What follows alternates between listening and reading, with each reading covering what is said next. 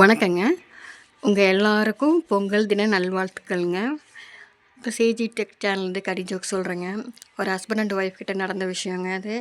மனைவி சொல்கிறாங்க, நம்மளுக்கு கல்யாணமாகி 10 வருஷம் முடிஞ்சு போச்சுங்க அப்படின்னு. அதுக்கு அவர் சொல்கிறாரு, அப்படியா, எனக்கு அது ஞாபகமே இல்லை அப்படின்னு.